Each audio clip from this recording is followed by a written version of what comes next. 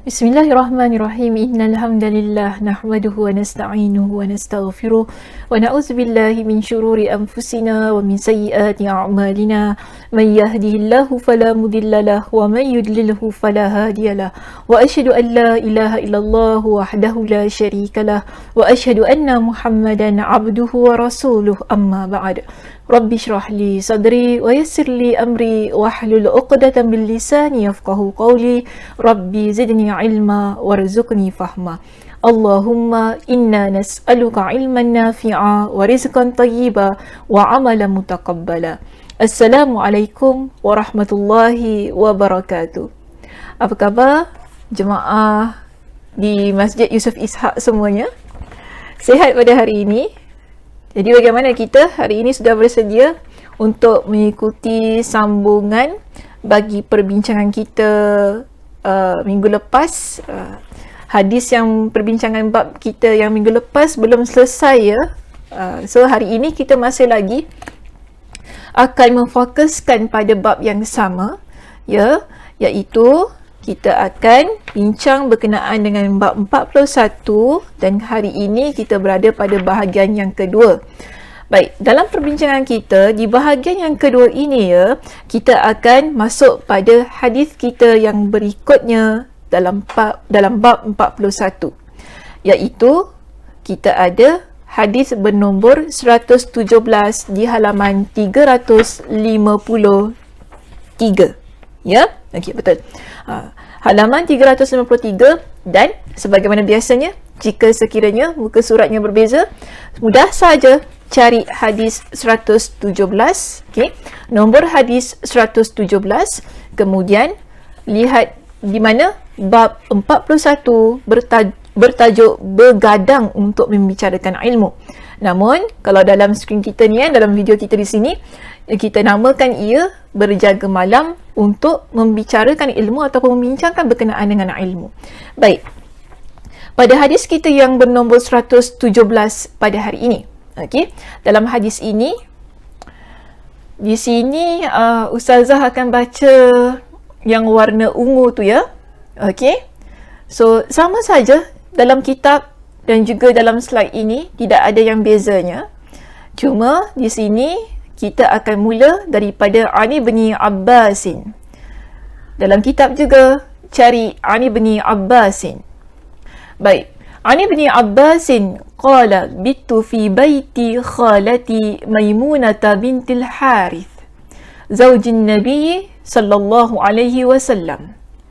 وكان النبي صلى الله عليه وسلم عندها في ليلتها فصلى النبي صلى الله عليه وسلم العشاء ثم جاء إلى منزله فصلى 4 ركعات ثم نام ثم قام ثم قال نام الغليم أو كلمة تشبهها ثم قام فقمت عن يساره فجعلني عن يمينه فصلى 5 ركعات ثم صلى ركعتين ثم نام حتى سمعت غطيطه أو خطيطه ثم خرج إلى الصلاة.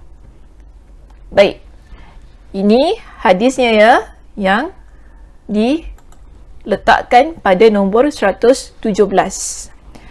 Apakah yang diceritakan dalam hadis ini? Ya, kita lihat kepada terjemahan hadis. Boleh rujuk di bawah situ dan cari juga dari Ibn Abbas. Okey, untuk terjemahan sila cari dari Ibn Abbas. Dan saya juga akan baca yang warna ungu ya, jika sekiranya di slide kita ini. Iaitu sekarang ini ya, jemaah, apa yang terdapat pada hadis 117, ia merupakan satu peristiwa ataupun satu keadaan yang diceritakan oleh Ibn Abbas radhiyallahu an. Pada masanya Ibn Abbas dia kecil lagi, sebab Ibn Abbas dia terkenal sebagai di kalangan sahabat Nabi yang kanak-kanak. Okey, di kalangan kanak-kanak, itu sahabat Nabi di kalangan kanak-kanak. Jadi Ibn Abbas dalam hadis ini beliau ceritakan begini. Apa kata dia? Aku bermalam di rumah makcikku Maimunah binti Al-Harith. iaitu isteri Nabi SAW. Jadi salah seorang isteri Nabi, iaitu Maimunah binti Al-Harith, dia merupakan makcik kepada Ibn Abbas. Jadi Ibn Abbas ni kebiasaannya dia suka tidur di rumah makciknya ini. Dan kebetulan pada waktu itu Nabi SAW bersamanya kerana memang menjadi gilirannya. Jadi pada waktu itu ketika dia tidur rumah Maimunah, kan, giliran Nabi giliran makciknya Maimunah binti Al-Harith, Nabi bermalam di rumahnya. Baik, jadi apa yang diceritakan oleh Ibn Abbas di sini, kita lihat begini. Nabi SAW melaksanakan salat Isya. Jadi dia cerita ya, lalu beliau pulang ke rumahnya dan salat 4 rakaat. Kemudian tidur dan bangun lagi untuk salat. Kemudian Rasulullah SAW bersabda, si anak kecil sudah tidur, maksudnya Ibn Abbas. Jadi di sini kita boleh faham mungkin Nabi bertanya kepada Maimunah, ya, atau kalimat yang semisalnya, ataupun kalimat-kalimat lain yang seumpamanya lah, yang mana Nabi tanya berkenaan dengan Ibn Abbas pada masa itu. Kemudian baginda pun bangun solat. Kemudian aku bangun dan berdiri di sebelah kirinya. Jadi di sini kita dapati ya, Ibn Abbas dia ikut Nabi bangun, kemudian dia diri. Dia berdiri di sebelah kiri Nabi. Namun Nabi pun alihkan tempat dia. Itu Nabi letakkan dia di sebelah kanan baginda. Setelah itu beliau solat 5 rakaat. Kemudian solat 2 rakaat. Kemudian tidur hingga aku mendengar dengkurannya. Kemudian beliau keluar untuk melaksanakan solat subuh. So ini yang diceritakan oleh Ibn Abbas pada hadis kita yang ke-117 berkenaan dengan situasi yang berlaku ketika beliau tidur di rumah makciknya Maimunah binti Al-Harith. Itu salah seorang isteri Nabi SAW. Baik, kita lihat kepada syarah hadisnya terlebih dahulu sebelum kita membincangkan isu yang terdapat di dalam hadis ini. Begini ya, cuba cari perkataan thumma jaa. Senang saja, ia berada di perenggan yang kedua setelah syarah hadis itu. Okey, jadi kita akan masuk pada perkataan thumma jaa, maksudnya kembali atau pulang dari masjid. Jadi Nabi SAW setelah baginda melaksanakan solat Isya di masjid, kemudian baginda pulang ke rumah. Ini apa yang diperhatikan oleh Ibn Abbas pada masa itu. Ibn Abbas radhiyallahu an, dia pun lihat Nabi pulang ke rumahnya, iaitu pulang dari masjid, dan seterusnya berlakulah sebagaimana yang beliau ceritakan dalam hadis. Baik, kita pergi kepada perkataan yang seterusnya. Ya, kalau muka surat Ustazah 354. Kita ada perkataan apa di situ? Namal ghulayyimu. Ya, kita ada perkataan namal ghulayyimu. Apakah anak kecil itu tidur? Nabi tanya.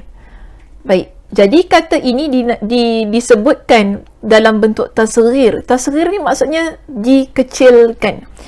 Asal kalimat ialah ghulam, ya, tapi kemudian dikecilkan, ditasghirkan, iaitu jadi ghulaim. Untuk tujuan apa? Dalam bahasa Arab ni, bila perkataan itu ditasghirkan, maknanya dikecilkan, kan, dia adalah antaranya ya, untuk menunjukkan sebagai ungkapan kasih sayang untuk seorang anak kecil. Jadi perkataan ini ditujukan kepada Ibn Abbas radhiyallahu anhuma.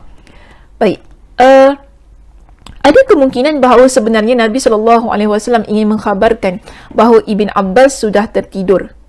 Atau boleh jadi lafaz ini merupakan sebuah pertanyaan yang diungkapkan tanpa huruf hamzah istifham, iaitu tanpa kata tanya. Maknanya di situ sebab kalau kita lihat ya, kalau dalam bahasa Arab tak ada pun perkataan apakah.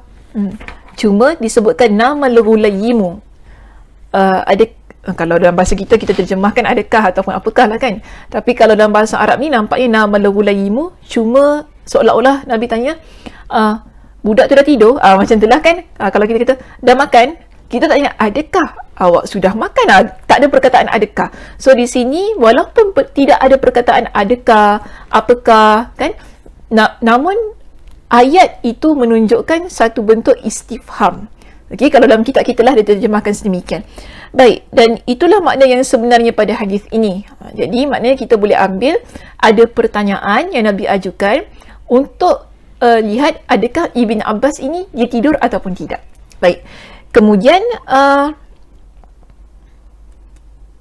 okey, itu tak sahih lah, tak apalah. Kita berhenti sampai situ saja ya berkenaan dengan perkataan la malahu layyim. Baik, seterusnya cuba cari perkataan thumma shalla raka'ataini. Ya, summa shalla raka'ataini. Sebelum itu ya kita ada perkataan ghati tahu ataupun khati tahu. Kenapa ustazah tak baca? Sebab bagi ustazah dia tidak ada apa-apa sangat isu lah untuk kita bincangkan di dalam perkataan itu. Yang penting kalau saya nak naik sedikit ya pada perkataan ghati tahu ataupun khati tahu, di situ dia berikan perbezaan antara kedua-dua perkataan itu. Jika menggunakan perkataan ghati tahu, okey, ghati tahu, maksudnya ialah suara dengkuran. Okey, suara dengkuran. Jika suara yang keluar lebih keras dengkurannya, maka kita panggil nakhir. Kita panggil nakhir. Dan di sini perkataan khatita dia menjadi kemusykilan sedikit lah di kalangan para ulama. Namun ada kalau kita rujuk di sini disebut khatit merupakan sinonim dari kata ghatit. Maknanya khatit dan juga ghatit adalah dua perkataan yang seerti. Okey, dua perkataan yang seerti. Tapi kalau kita lihat di situ ada pendapat Ibn Athir, Ibnul Athir, yang mana menukil dari pakar bahasa bahawasanya kata khatit dipakai untuk menunjukkan suara yang lebih perlahan daripada ghatit. So bagi Ibn Athir, bagi Ibn Athir ada perbezaan antara khatit dan juga ghatit. Kalau khatit dia dipakai, maknanya diguna pakai untuk menunjukkan suara dengkuran yang lebih perlahan. Kalau ghatit dia kuat sedikit. Macam gitulah perbezaan bunyi suara dengkuran tu lah kan. Tapi yang penting dalam hadis ini Ibn Abbas ketika dia melihat Nabi SAW tidur, pada masa itu dia kata dia dengar bunyi suara dengkuran Nabi. Okey. Baik, seterusnya kita syarah tentang perkataan thumma shalla raka'atain, iaitu 2 rakaat.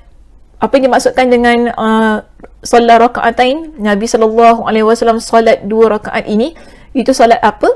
Maka di sini dijelaskan bahawa ia adalah 2 rakaat sunnah subuh yang Nabi laksanakan sebelum melaksanakan solat subuh.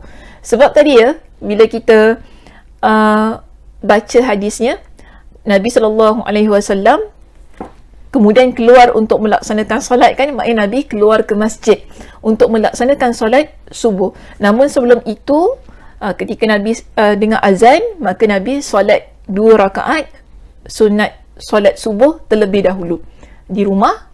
Kemudian Nabi rehat sebentar, okey, barulah setelah itu Nabi keluar melaksanakan solat subuh berjamaah bersama dengan para sahabat.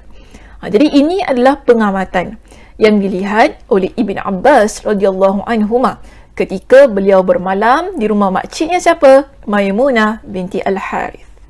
Baik, sekarang ini dalam hadis ini kita nak cari ataupun ada isu yang dibahaskan, iaitu dalam hadis ni sebenarnya apakah kaitan hadis ini dengan tajuk bab? Ya, apakah kaitan hadis ini dengan tajuk bab? Tajuk bab kita apa? Tajuk bab kita apa? Berjaga malam kan? Untuk membincangkan ilmu. Baik, para ulama mereka ni bincangkan sekarang hadis kita yang ke-117 ini, di bahagian mana yang menunjukkan adanya perbincangan yang berlaku, ada ke perbincangan yang berlaku dalam hadis ini? Kalau kita lihat cara Ibn Abbas menceritakan itu, adakah di sana berlaku sebarang perbincangan yang menyebabkan adanya stay up ataupun berjaga malam?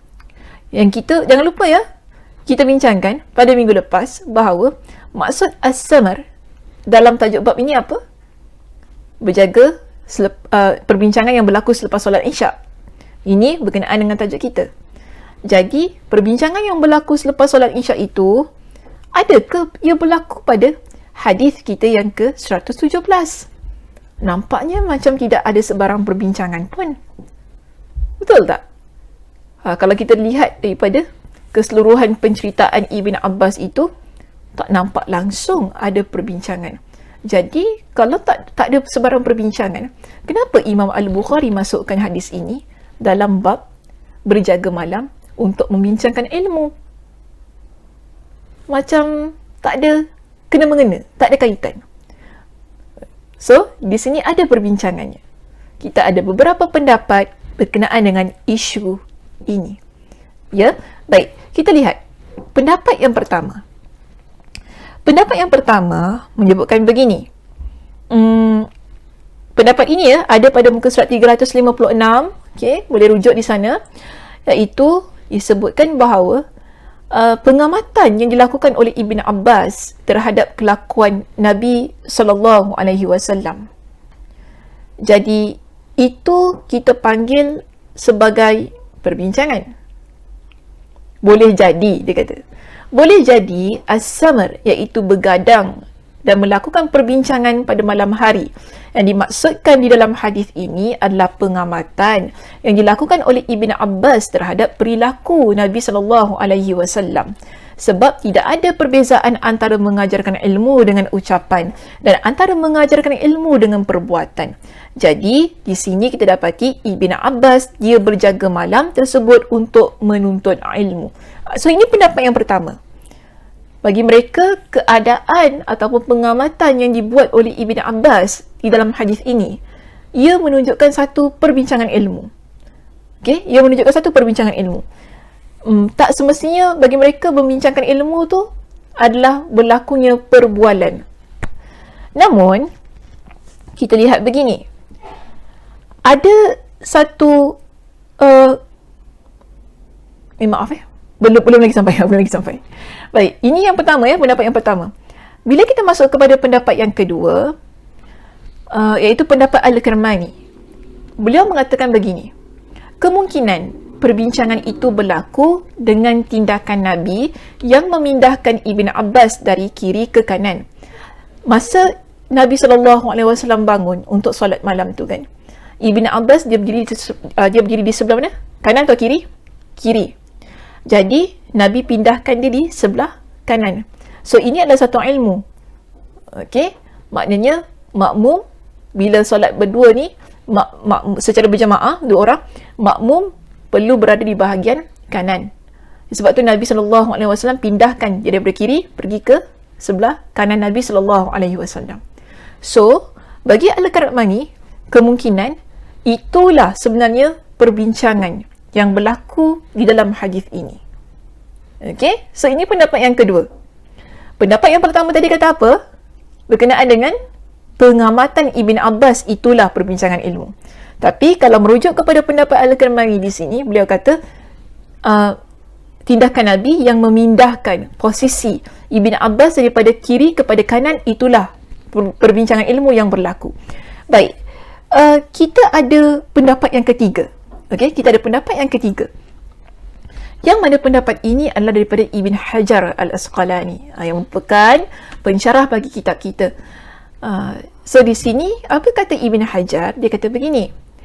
Kaitan hadis dan tajuk bab diambil dari hadis melalui sanad lain. Sanad itu tidak ada dalam kitab kita. Tapi maksudnya tidak ada dalam hadis ini. Tapi bagi Ibn Hajar, yang tepatnya ialah Imam Al-Bukhari dia bersandarkan kepada sanad lain. Okey.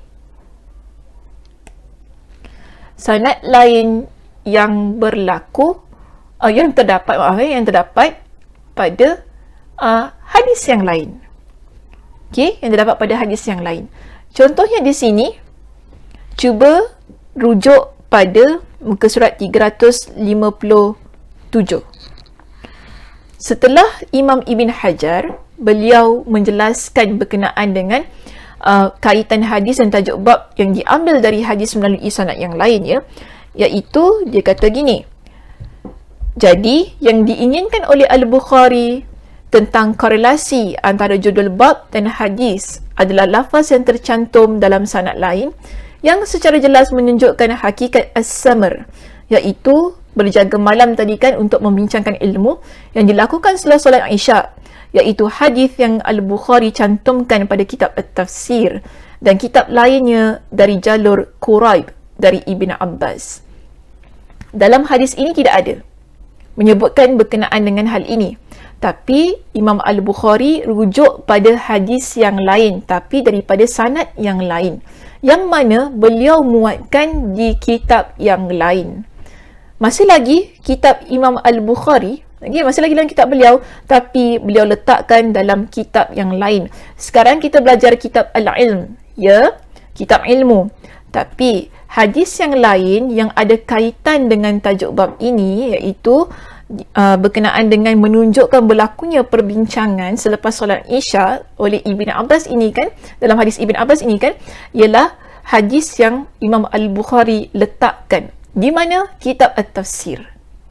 Okey, kitab At-Tafsir dan kitab lainnya. Jadi kalau kita nak rujuk begini, hadis ini contoh. Okey, contoh jalur, maknanya jalur ni adalah sanad, ya? Sanad daripada Quraib dari Ibn Abbas radhiyallahu an, yang mana Ibn Abbas kata begini. Masih lagi situasinya beliau bermalam di rumah makciknya Maimunah. Sama kan? Sebagaimana hadis kita yang ke-117 ini, beliau bermalam di rumah makciknya Maimunah. Namun dalam hadis yang ini, yang tidak terdapat dalam bab 41 kita, dia menceritakan dengan lebih detail apa yang berlaku, iaitu dari Quraib dari Ibn Abbas radhiyallahu anhuma, dia berkata, satu ketika aku bermalam di rumah makcikku Maimunah, aku mendengar Rasulullah sallallahu alaihi wasallam berbincang-bincang bersama isterinya beberapa saat. Kemudian beliau tidur. Jadi di sini ada perkataan ataupun ada lafaz fatahaddatha. Dia, Nabi SAW berbincang-bincang bersama dengan isterinya. Seketika barulah Nabi SAW tidur. Maka Imam Ibn Hajar Al-Asqalani, beliau kata gini, Imam Al-Bukhari dia letakkan hadis yang ke-117 ini tadi kan, walaupun dalam hadis itu tak menunjukkan berlaku perbincangan, tapi sebenarnya ada. Cuma teksnya beliau letakkan di kitab lain. Kitab mana? Kitab At-Tafsir dan kitab yang lain, yang menunjukkan secara jelas ada berlaku perbincangan ilmu antara Nabi SAW dan juga Maimunah radhiyallahu anha, sebagaimana yang disebutkan oleh Ibn Abbas dalam hadis tersebut. Jadi sekarang ini isunya terjawab. Kita dah tak ada isu sekarang ni apa kena-mengena hadis 117 dengan tajuk bab kita, iaitu berjaga malam untuk membincangkan ilmu. Sedangkan kalau kita rujuk pada hadis kita yang ke-117 ini, tak nampak langsung ada perbincangan yang berlaku. Tak nampak langsung. Walaupun di sana ada pendapat-pendapat yang berusaha untuk mengharmonikan isu ini, ya, dengan mengatakan mungkin di sana pengamatan Ibn Abbas yang melihat perilaku Nabi, tindakan Nabi, menunaikan solat malam itu menunjukkan satu perbincangan ilmu. Bahkan Al-Karmani, kalau kita merujuk kepada pendapat yang kedua, beliau mengatakan bahawa cara Nabi memindahkan ataupun tindakan Nabi memindahkan Ibn Abbas daripada posisi kiri ke posisi kanan, itulah perbincangan ilmu yang berlaku. Namun di sini kalau kita rujuk kepada pendapat Imam Ibn Hajar, kita dapati bahawasanya tidak salah. Hadis yang ke-117 dimuatkan dalam bab kita yang ke-41 ini. Kerana apa? Kalau rujuk pada sanad yang lain, sebenarnya berlaku perbincangan ilmu antara siapa? Antara Maimunah dan Nabi SAW. Cuma untuk sanad yang dikemukakan oleh Imam Al-Bukhari bagi hadis yang ke-117 tidak menyebutkan berkenaan dengan situasi tersebut. Hanya terus menceritakan berkenaan dengan pengamatan Ibn Abbas terhadap apa yang dia lihat di rumah makciknya Maimunah binti Al-Harith. Okey, so saya harap perkara ini jelas berkaitan dengan isu yang dikemukakan ya, berkenaan dengan hadis 117 kita dalam bab yang ke-41. Baik, saya nak simpulkan perbincangan hadis kita pada hari ini. Dalam masa yang sama, kita simpulkan juga perbincangan bab kita yang ke-41 ini. Baik, untuk hadis 117 yang bernombor 117, ada dua pengajaran yang ingin saya tinggalkan kepada semua yang mengikuti pengajian kita pada pagi ini. Pengajaran yang pertama, kita lihat begini. Ilmu boleh diperoleh melalui pengamatan terhadap perilaku guru. Setuju? Setuju ataupun tidak? Terpulang, siapa nak setuju ataupun tidak setuju? Okay, anda berhak bersetuju dengan saya ataupun tidak? Semua orang ada pendapat yang tersendiri, pendapat yang masing-masing. Tetapi jika kita merujuk kepada perbincangan hadis kita yang ke-117 ini, jelas kita dapati Ibn Abbas radhiyallahu anhuma ketika beliau melihat apa yang dilakukan oleh Nabi, itu adalah ilmu yang beliau peroleh. Okey, ilmu yang beliau peroleh untuk melaksanakan solat malam. So dia observe apa yang dibuat oleh Nabi SAW untuk dia amalkan. So kita kadang-kadang ilmu ini kita tak, bagi pendapat saya ya, begini jemaah, kadang-kadang kita dapat satu ilmu, dia tak semestinya kita attend satu kuliah, satu kelas, duduk, mencatat dan sebagainya. Tapi kadang-kadang dengan mengamati situasi yang berlaku di hadapan mata kita. Dan kalau tidak keterlaluan, saya kata gini, selalunya anak-anak kita, dia dapat satu pelajaran melalui tindakan kita sebagai ibu bapa. Betul tak? Dia lihat apa yang mak ayah dia buat, itulah yang dia lihat. Itulah yang dia buat. Kan? Anak-anak kita ni, dia nampak mak dia buat gitu, mak dia cakap gini, dia ikut. Itu ilmu bagi diri dia. Kenapa kadang-kadang anak dia perangai gini? Sebab mungkin ada ibu ataupun ayahnya yang perangainya begitu, yang dia lihat. Okay? Yang dia lihat, kemudian akhirnya dia amalkan. So, ini kita panggil sebagai pengamatan. Daripada pengamatan, kita akan dapat ilmu. Dan kadang-kadang juga, kita lihat keadaan-keadaan yang berlaku di sekitar kita dan akhirnya, kita mendapatkan pengajaran daripada apa yang kita lihat ataupun apa yang kita amati. So, inilah yang berlaku kepada Ibn Abbas. Bila dia bermalam di rumah makciknya Maimunah tu tadi kan, dia bukan tidur saja-saja gitu. Tapi, dia nak dapatkan ilmu. Bagaimana dia nak dapatkan ilmu? Dengan mengamati, dengan observe the situation yang ada di rumah Maimunah, iaitu apa yang Nabi SAW laksanakan untuk mengerjakan solat malam tu. Bagaimana Nabi buat? So, ini yang dilakukan oleh Ibn Abbas untuk dia mendapatkan ilmu. Dan jangan lupa, Ibn Abbas ini, dia pada masa itu adalah kanak-kanak kecil. Kanak-kanak kecil. Sebab itu Nabi sebut Al-Ghulaim. Kan? Kalau kita rujuk dalam hadis tadi, apa Nabi kata? Berkenaan dengan Ibn Abbas, nama Al-Ghulaimu. Nabi menggunakan perkataan anak kecil. Bahkan Nabi kecilkan lagi perkataan itu untuk menunjukkan betapa bercomelnya kanak-kanak ini kan. Tapi saya nak masuk pada pengajaran kita yang kedua. Tadi yang pertama ya, kita boleh dapatkan ilmu menerusi pengamatan kita terhadap satu perkara ataupun perilaku guru kita. Okey, perilaku guru kita. Kemudian yang kedua, semangat anak kecil dalam menuntut ilmu. Semangat anak kecil dalam menuntut ilmu. Ibn Abbas pada masa itu dia adalah di kalangan kanak-kanak. Tetapi walaupun dia kanak-kanak, dia ada semangat yang begitu kuat untuk mendapatkan ilmu yang betul, sehingga kenapa dia suka tidur di rumah makcik dia Maimunah ni? Kerana dia nak lihat bagaimana amalan Nabi SAW, supaya dia dapat amalkan dengan cara yang betul, dan ilmu ini dia sampaikan kepada orang lain apa yang dia lihat. Dan ini semangat yang ada pada dia sebagai anak kecil pada masa itu. Saya nak kata gini jemaah, kalau anak kecil yang begini dia ada semangat untuk menuntut ilmu, mengapa tidak kita? Nak cakap tua, takut kecil hati pula ya. Mengapa tidak kita yang dewasa, yang boleh berfikir dengan jelas, yang matang kan? Kita selalu kata, oh kita matang, kita ni kita boleh fikir dengan baik dan sebagainya kan? Tapi kalau dalam keadaan kita matang dan kita dewasa ini, namun jika kita menyia-nyiakan ruang dan peluang untuk menuntut ilmu, pun tak berguna. Jadi sebab itu, kalau kita lihat daripada hadis ini, iaitu hadis yang ke-117 itu tadi, betapa seorang anak kecil semangatnya begitu besar ketika menuntut ilmu.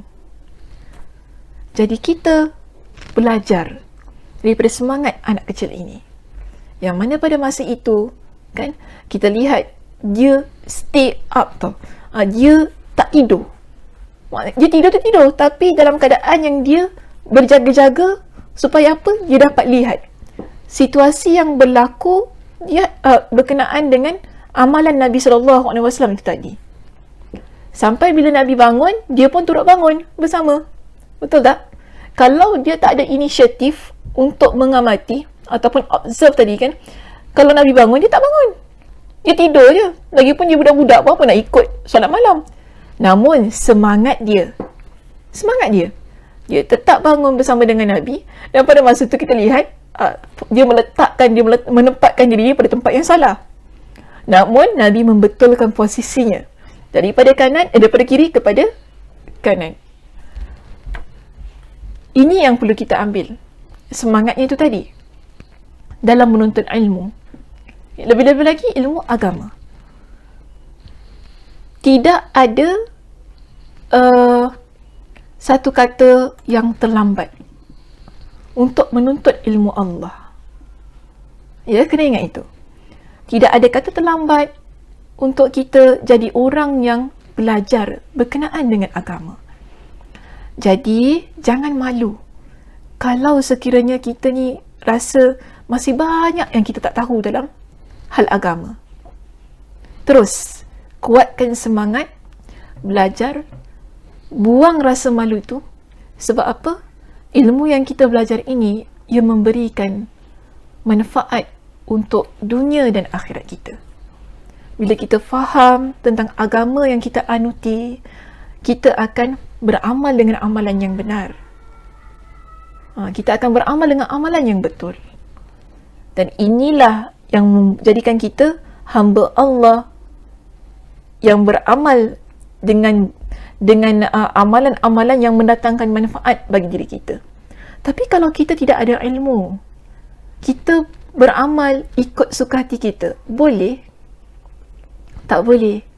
Kita kena belajar bersungguh-sungguh yang betul sebagaimana yang ditunjukkan oleh Nabi SAW.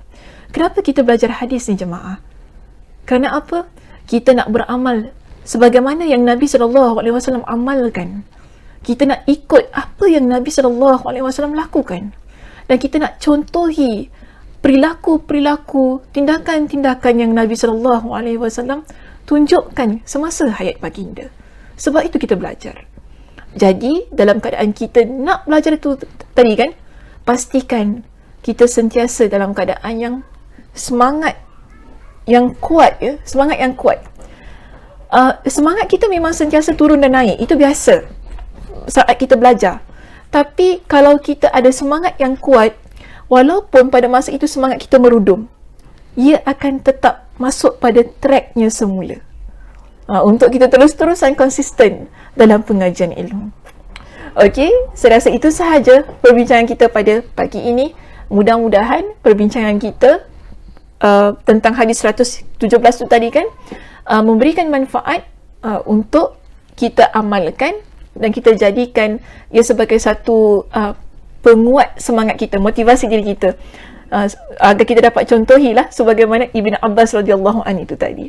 InsyaAllah kita jumpa pada minggu hadapan di tempat yang sama, Masjid Yusof Ishak, di ruangan Facebook Masjid Yusof Ishak, agar kita dapat menyambung perbincangan kita dalam bab yang ke-42 pula. Okey, terima kasih kerana ikuti pengajian kita pada hari ini. Saya tutup dengan tasbih kafarah. Subhanakallahumma wa bihamdika asyhadu an la ilaha illa anta astaghfiruka wa atubu ilaik. Assalamualaikum warahmatullahi wabarakatuh.